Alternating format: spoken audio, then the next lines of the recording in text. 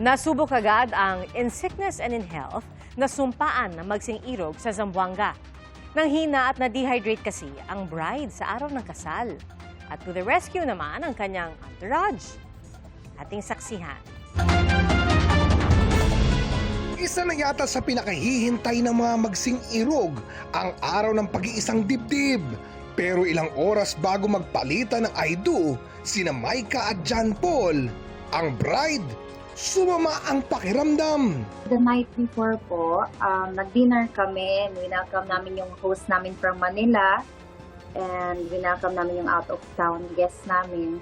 Then, come morning, I start having abdominal cramps. Ang mga bridesmaid tuloy, imbis na mga makeup at bulaklak, gamot at syringe ang hawak.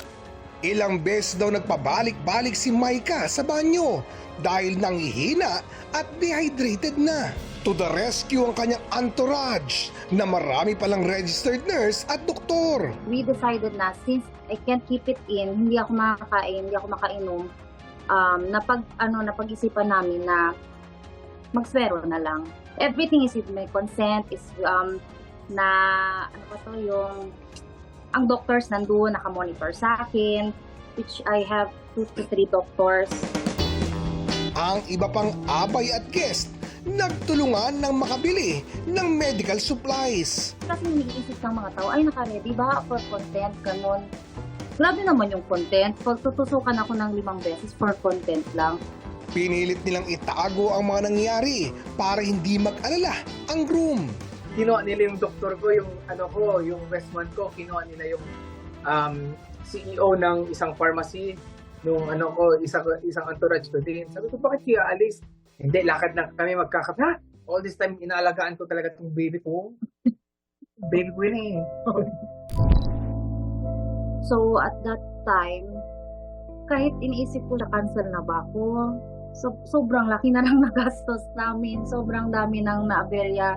Sobrang daming umuwi for us. Nagdasal ko lang talaga, Lord, please, sana kayanin ko hanggang church. Sa kabila ng nangyari, sa simbahan pa rin ang tuloy. Here comes the bride walking down the aisle. Actually, we were thinking na really it was divine intervention yung nangyari. Kasi yung pagtapak ng church, naging okay ako. Blessing daw ang lahat ng tumulong mula sa entourage hanggang sa kanilang glam events at docu-team. Mga angels without wings.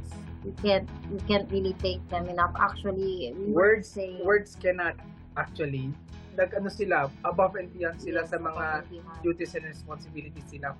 Maagang sinubok ang kasal ni Micah at John Paul, pero lumitaw din ang wagas nilang pagmamahalan sa isa't isa. Pati na rin ang mga taong nakapaligid sa kanila na nakahandang umagapay. Para sa GMA Integrated News, ako si Oscar Oida, ang inyong saksi. Mga kapuso, maging una sa saksi. Mag-subscribe sa GMA Integrated News sa YouTube para sa iba't ibang balita.